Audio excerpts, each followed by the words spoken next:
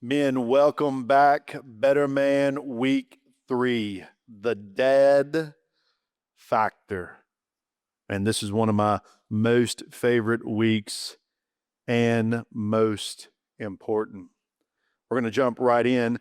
Dad is destiny, right there. Like father, like son, dad is destiny. That's the word there. What do I mean by that?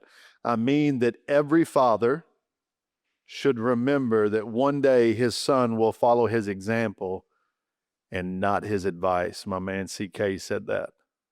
Your son is going to follow your example, not your advice. As a father, you have so much influence over your children, particularly your son, even though I want you to remember psychology teaches us that your daughter is going to marry a man just like you. Remember that the next time you're interacting with her mother. But your son is going to follow your example, and that's a good thing. At least it should be a good thing. That's the way God designed it. You see it in Deuteronomy 6. You see it in Ephesians. You see it in Colossians, in what Luther called the house tables. Your son is going to follow your example. The question isn't if he'll do it. The question is, are you giving him a good example to follow, or are you giving him a poor example to follow? You are shaping your child's future. You need to know that. And if you're watching this as a single man, and maybe you're saying, well, I don't have children. I hope you desire to have children. That one day you will have children. And if you do, I hope my voice is ringing in the back of your head. Dad is destiny. That is destiny. So how you're raising up your child, how you're training up your child is of the utmost importance. It's foundational. So much so that the intentional presence, the word there is presence, of dad in the home is foundational to healthy masculinity in his sons, foundational to healthy femininity in his daughters. It's why the Puritan George Herbert said, one father is more than 100 schoolmasters. Dad, your voice, your presence is and should be the most influential in the life of your child. And notice I said the intentional presence. It's intentional, right? It's just not proximity. It's just not being near your children, which we need to be near our children, but it's purposeful, intentional nearness. It's intentional proximity. Dad, you can be close to your children and still be absent. You know what I'm talking about? Presence without purpose is just shared space. So you can be on the couch, but locked into your iPhone and not locked on to your children. You can be on the couch, locked into your computer, doing work on a Saturday afternoon and not paying attention to your children. I remember one moment sitting on my couch. We're watching college football. I've got this little project I need to put a little polish on. I need to submit it. I told my kids, just give me 10 minutes. All the while, they're playing Nerf football in my living room. My kitchen and my living room transformed into a football field. And I've got 3 boys, so it's all out, man. They're not pulling any punches. It's full-on tackle football, and they're flying everywhere, flying on the couch, flying over tables, doing what little boys should do when you watch college football on a Saturday afternoon. Well, as you could expect, one of them missed a pass, and the football slammed into my laptop. And me, in my frustration, I yelled, all I wanted was 10 minutes. If you could just give me 10 minutes. And I'll never forget the look on my oldest son's face. He said, Dad, I'm so sorry we interrupted you. And I just had to sit down and tell him, son, you're not the interruption. Your dad's a fool. I shouldn't even be doing work on a Saturday afternoon during college football anyways. I should be playing Nerf football with my boys. Presence without purpose is just shared space. Some of you men, you're watching this right now, and you're living with your children as if you're a roommate, not a present, intentional father.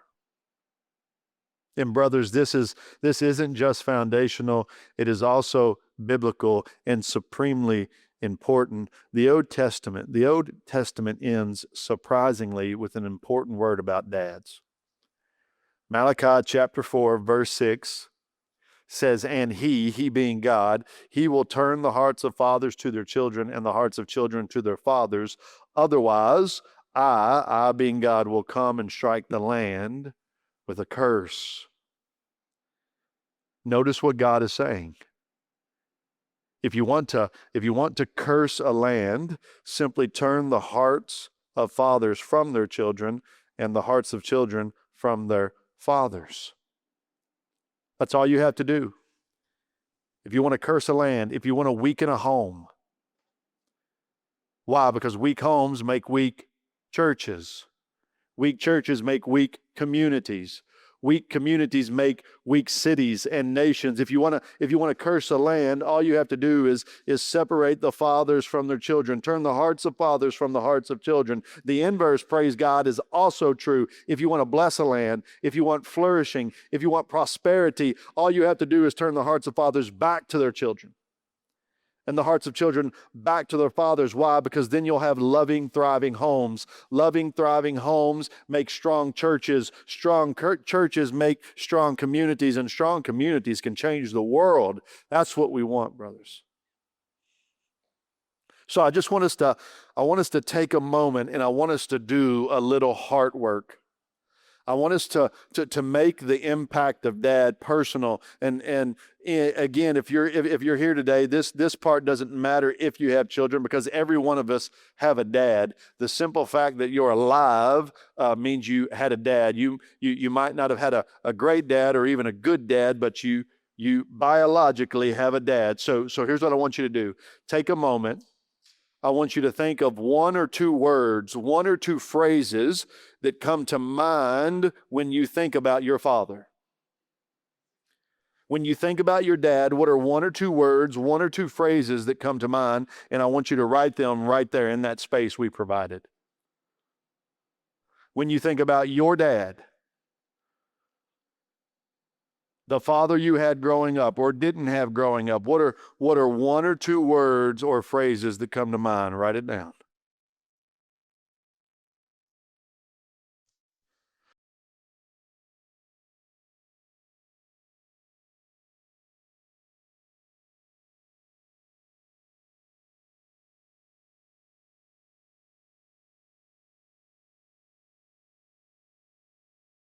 All right, now I want you to think about one or two words or phrases that your children would say about you right now.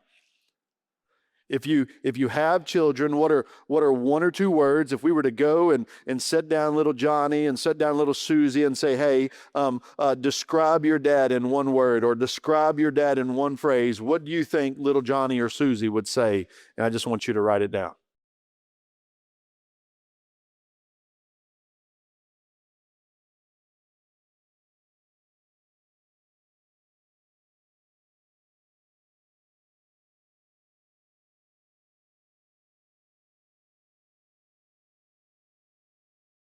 Now here it is. This is the good one, right? What did David Brooks say? Eulogy virtues are better than resume virtues. What are one or two words or phrases? What one or two words would you want your children to say about you 20 years from now? Maybe on your 40th or 50th birthday, maybe at your bedside or at your funeral. What would be one or two words, one or two phrases that you would want your children to say about you 20 years from now? Write it down there in the space below.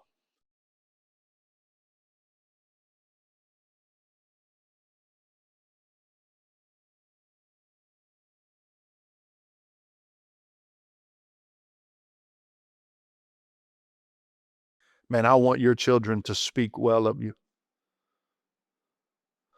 I want your children to say some amazing things about you as dad. Well, we got to be an amazing dad.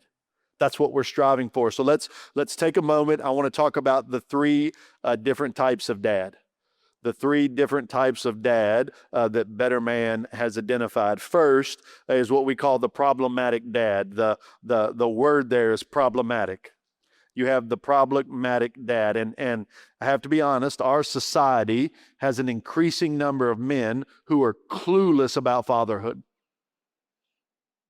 They are clueless about what children need in a dad, largely because they didn't have a present father, an intentionally present father. So they're clueless. They're basically absent. They're neglectful. They're irresponsible. They have this parenting ignorance that unleashes pain and long-lasting psychological wounds onto their children.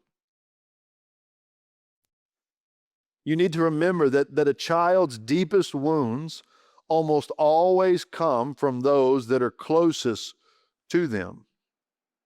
I remember what Frederick Bushner said. He said, if strangers and strange sights can shake the world of children, it takes the people they know and love the best to pull it out from under them like a chair. That's exactly what a problematic dad does. He pulls the chair out from underneath his children and they just collapse. How does he do that? How does he pull out the chair? Well, he does it by abdicating his responsibility. He does it by disengaging, by not being a present dad. There's this incredible video on YouTube called The Parisian Spider-Man. I mean, tens and tens and tens of millions of views, right?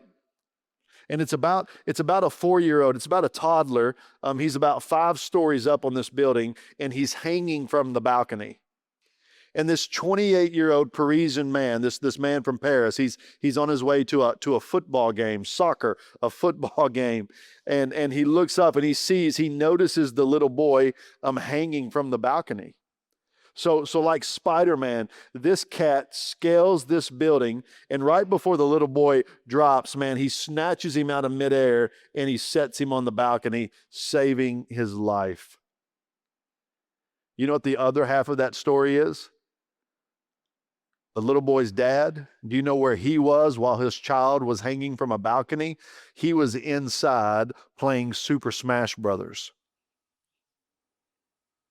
He was inside playing video games, absolutely abdicating his responsibility, disengaging as a dad. Things like technology and video games and all this nonsense that's clamoring for our attention that pulls us away from the attention of our children. And it doesn't even have to be bad things. It could be good things like provision, like work. So many men, they love intensity versus consistency. You know what I mean? Intensity versus consistency, right? So I'm going to work 70 hours a week for 4 months straight, and then I think I'm going to make up for it by taking my kids to Disney World for 4 days. That's intensity. When in reality, all your kids ever want is consistency. They just want you to play catch in the backyard 5-10 minutes a day. They just want you to wrestle and build Legos 5-10 minutes a day. They want your consistency, those good things like career and work, religion, church. Do you know how many pastors' kids I meet that are screwed up? Because it seems that their dad loved the ministry more than they loved them. You remember A.W. Tozer, one of the greatest theological minds of our time? You know what his wife said at his funeral as she's reading his eulogy? She said, certainly A.W. loved God. We know A.W. loved God. We're just not sure that he loved us. She said, I'm not sure that he loved me. Because he loved the church more than he loved his family. They asked Billy Graham, one of the greatest Christian figures of history. They asked Billy Graham, if you could do one thing over, what would you do? And he didn't even hesitate. He said, I would have done less conferences. I would have spoke less and spent more time at home with my kids. Man, we cannot abdicate and disengage. We can't pull that chair out from underneath our children.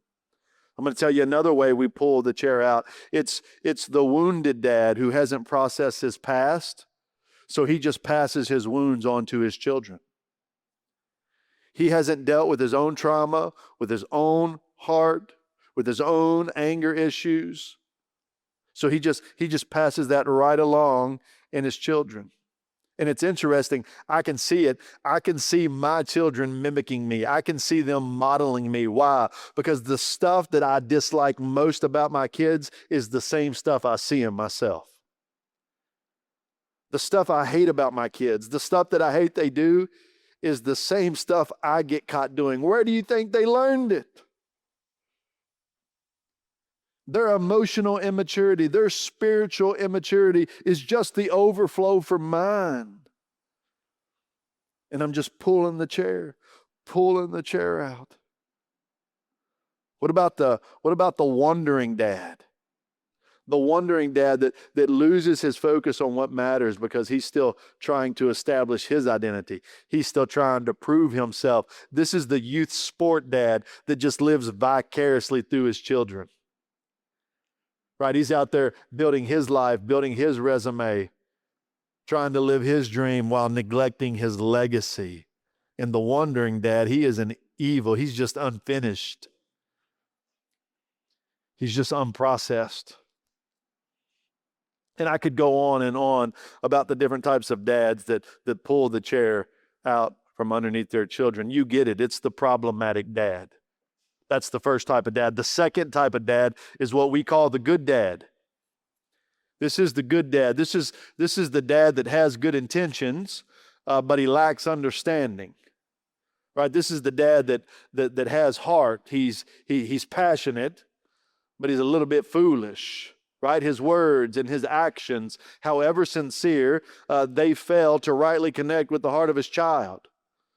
So he misses his child's emotions. He misses his child's critical needs. He doesn't understand where to aim his affirmation, his direction, his understanding of gender, spiritual insight, life skills, etc. The good dad, he puts forth a good effort. But the problem is you need more than a good effort. You need a smart effort. A good dad needs a good plan, right? You need to have a plan. One of my favorite stories is about a guy named Bubba Wells. I love basketball. I particularly love NBA basketball. Bubba Wells played for the Dallas Mavericks. And this man played hard, man. All heart, all passion. Good effort, good energy. He left it out on the floor, but my man Bubba never played smart. As a matter of fact, he holds an NBA record. He is the player to foul out the fastest in NBA history. Bubba Wells went into a game against the Chicago Bulls, and in less than 3 minutes, he fouled out of the game. 6 fouls in less than 3 minutes. Why? Because he's foolish. Oh, he had a great effort, but effort alone doesn't win. You see, intensity without intelligence ends early. You foul out of the game. Eventually, you're just going to foul out. That's what the good dad does. You're going to foul out. Don't be a problematic dad, certainly, but you can't settle for being a good dad either. You need to be what we call a smart dad. That's the blank there, the smart dad. Be a smart dad. 3 things that the smart dad has that other dads don't. Watch this. He has guidance and instruction, right? He has acquired wisdom and understanding of what his children need from all kinds of resources, right? He goes to the Bible for guidance and instruction. He goes to books and videos like this for guidance and instruction. He finds other smart dads, successful dads in rearing and raising their children, and he goes to them for guidance and instruction. To say it another way, he has a teachable spirit. He knows as a father he doesn't know it all. So he wants to be learning. The second thing he has is a solid vision and strategy. He has developed or adopted, don't recreate the wheel if you don't have to. He's developed or adopted an intentional dad plan for meeting those needs. As a matter of fact, on the next page, you're going to see a dad plan that we've put together. This is a plan that's going to show the different ages and stages of your child's life and what they need. Let me tell you what the death of fatherhood is. Ambiguity is the death of fatherhood. You can't go into it not knowing. You can't go into fatherhood without a vision or without a strategy, or surely you will fail. You'll fail. The third thing that the smart dad has is consistency and community. He knows, he's aware he's not sovereign, only God is sovereign. And a plan cannot guarantee a great outcome, but it can certainly raise the chances. Add on top of that, consistently following that vision, consistently following that strategy. Add on top of that, the right community, and you will significantly increase the possibility of your children turning out okay. And consistency best happens when you're surrounded by other dads who are as committed as you are to raising your children well. So be that smart dad. It doesn't happen by accident. I tell men all the time, owning a piano doesn't make you a pianist. And fathering children doesn't guarantee their flourishing. What shapes your sons and daughters is not just your presence, but it's the intentional, emotionally, and spiritually invested father. It's the one that goes out of his way to learn and impart wisdom, life skills, godly insight that leads to lasting outcomes. That's what you're aiming for. That's what you want, brothers. Smart dad. Now, I want to give you some advice for those that have some parenting challenges. Parenting, man, is not a perfect game. Parenting is a game for imperfect people. So to one degree or another, we're going to have some parenting challenges. So if you're a dad right now who is disconnected, maybe you're disconnected personally, physically, maybe you're disconnected emotionally from your children, your son or daughter, I want you to hear that it is never too late to close this gap, no matter how old they are. Every conference I do, without fail, there are men, older men that come up to me, and I haven't spoken to my children in a year. I haven't spoken to my children in 10 years. I had a man who hadn't spoken to his son in 40 years. He had not seen his son since his son was 3 years old. And he asked me, is it too late? My answer, it is never too late. It's never too late to be a smart dad, to be the dad God has called you to be. So what do? Man, be courageous. Request a meeting with your son or daughter. First and foremost, let them know that you love them. Express genuine sorrow over your separation. And when and where necessary, ask for forgiveness. Plead for forgiveness. Beg for forgiveness. Talk about ways to move forward. And let me encourage you, be consistent, but be patient. Reconciliation often takes more time than you think. It took you 30 years to get into this mess. You're not going to get out of it in 30 days. I know a brother who was separated from his son for a long time. And he courageously reached out to his son and said, hey, I don't know if you remember me, but it's your dad. And all they did was message each other back and forth for 6 months. It took 6 months for both of them to work up the courage to finally see each other face to face. And when it happened, it was textbook reconciliation. Like the Spirit of God was standing right there with them. It was amazing. Brothers, it's never too late. It may take longer than you think, but it's never too late. If you're a single dad through death or divorce, or maybe you're a dad with a blended family, here's what I want you to hear. Don't guess. The word there is guess. Don't guess at your situation. Man, if you're a single dad or a dad of a blended family, you need to seek outside help. Seek outside wisdom from people who have been there and they've done it well. Ask them about sound parenting strategies for moving forward.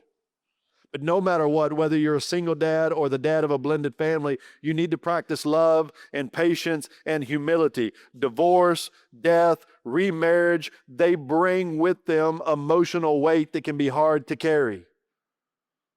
That's not God's norm for a family. And since we're outside of the norm, there's going to be extra baggage. There's going to be extra weight. There's going to be extra trials that you're going to have to carry. So my encouragement to you, man, be patient, be loving, be kind, be gentle as you seek to be a smart dad and lead your home and family well. I want to give some advice to sons with a dad wound. Some of you men watching this, you still have a father-shaped wound in the middle of your chest. Here's what I want you to do. I want you to approach your dad wound with openness and wisdom. You need to be smart as a serpent and gentle as a dove. Approach your dad wound with gentleness, with openness and wisdom, right? A good way to do this, to begin to do this, is to find out your dad's story with his dad. Often knowing your dad's story helps you understand how and why he wounded you. This was a big help for me. I always wrestled with why my dad struggled to show affirmation, why my dad struggled to show encouragement and love. And I learned later in life it's because his dad didn't know how to do it. And his dad's life ended early and he never got the chance to do it. Learning my dad's story helped me process my story and understand him better and even have a little empathy towards him. It was amazing. And then seek out time with your dad, and you need to admit the truth about your wound. Tell your dad, man, hey, I'm wounded. And I'm wounded because this, and this. And then no matter what happens, because maybe reconciliation isn't possible. But no matter what happens, you have to choose to forgive your dad. Brothers, forgiveness is a choice. And right after you choose to forgive your dad, this is huge. You need to choose to release your dad to God. Forgive and release. Why do I say that? I say that because you can't walk free while dragging around old wounds. And brothers, I want you to be free. So you're going to make the conscious choice to forgive your dad, and then you're going to release your dad to God. And you're going to put those old wounds to bed. It reminds me of the story of Joseph. You know the biblical character Joseph? You can read about his story in Genesis. Joseph's family did him wrong, man. They did him dirty. They kidnapped him, sought to kill him, sold him into slavery. And his life was a train wreck after that. Got accused of rape, was thrown into jail, was a slave. I mean, it's unbelievable. God takes that entire mess, makes it an amazing message, and he raises Joseph up to be second in command. Literally, it was like the king. It was like the Pharaoh and then Joseph.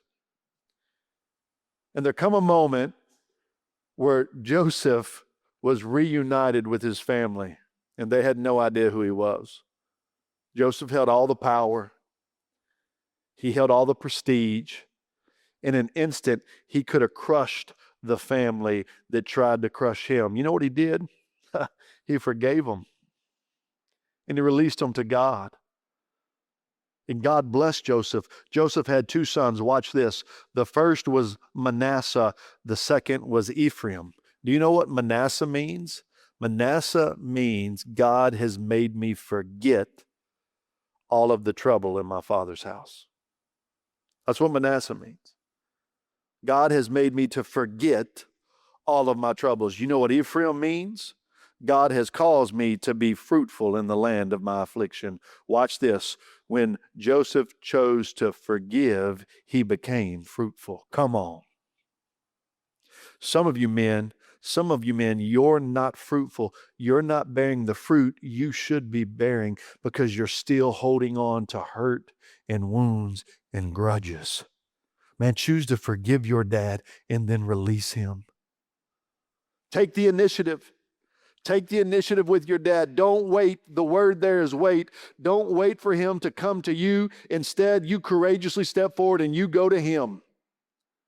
You go to him. You seek reconciliation while you still can. I'm telling you, brothers, there will be a day that your dad is not here, and it won't be possible to do it. I've seen grown men, I've seen them have to drive across towns, drive across states to go graveside with their father and finally forgive them and release them, man. Don't let that be your case. Seek reconciliation right now. Remember that you're not responsible for the harm caused to you, but you are responsible for your healing. And reconciliation is a part of that healing. So courageously take that first step and seek out your dad. And as you got his attention, man, ask your dad to bless you. Bless is the word there. You need a father's blessing. If you've never heard your father say, I love you, or I'm proud of you, then go to him and courageously ask him for those blessings. I did this 42 years old. I went and sat in an old barn with my dad on his farm. And I asked my dad basically to bless me. I needed to know, do you love me? Are you proud of me? And when I got that blessing, it was one of the most freeing moments, one of the most freeing days of my life.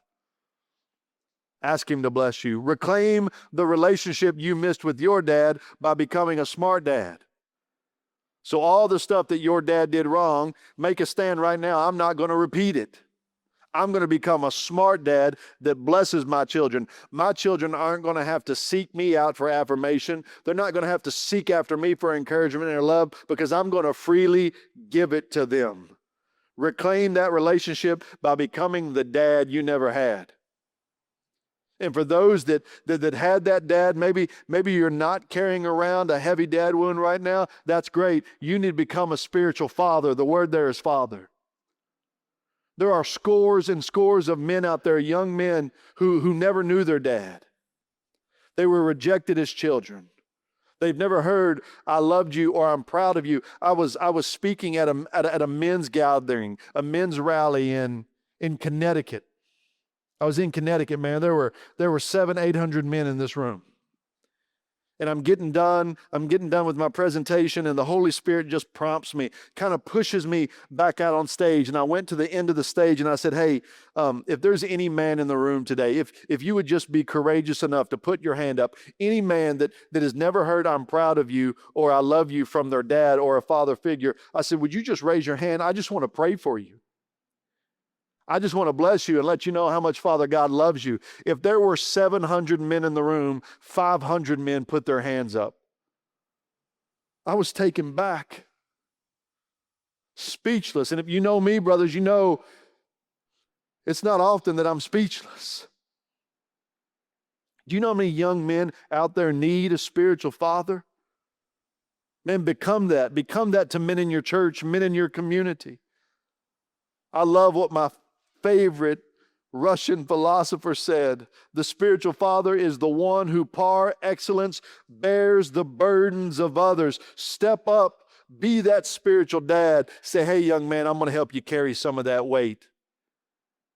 Drop the wound. I'm going to help you carry the weight. Be a smart dad, not a problematic dad. We got enough of them. Not a good dad who's all effort and no vision. Be a smart dad. A dad that's got a plan. A dad that's got vision and consistency. A dad that will help the next generation not just show up, but grow up and be the men God's called them to be. Come on, see you next week, brothers.